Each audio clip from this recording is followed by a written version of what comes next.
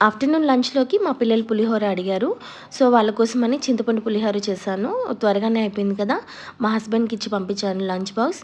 తర్వాత ఆకుకూరల్లో పుదీనా స్టోర్ చేయడం చాలా కష్టం అనిపిస్తది నాకు.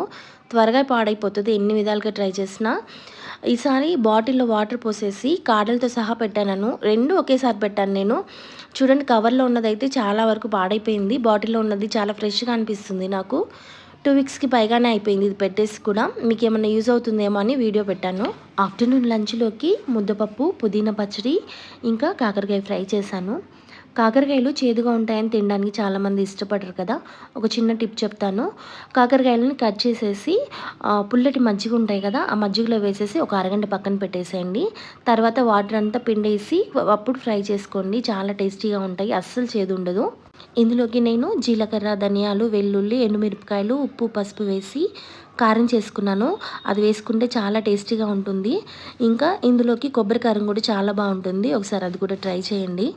ఈవినింగ్ మార్కెట్‌కెళ్ళినప్పుడు బఠానీ తీసుకొచ్చాను. నేను తీసుకున్నానని తెలియక మా వారు కూడా తీసుకొచ్చారు మళ్ళీ. నేను తీస్తుంటే మా పిల్లలొచ్చి మేము తీస్తామన్నారు. సో, ఇంక వాళ్ళ ముందు పెట్టేశాను. వాళ్ళు మొత్తం తీసేశారు.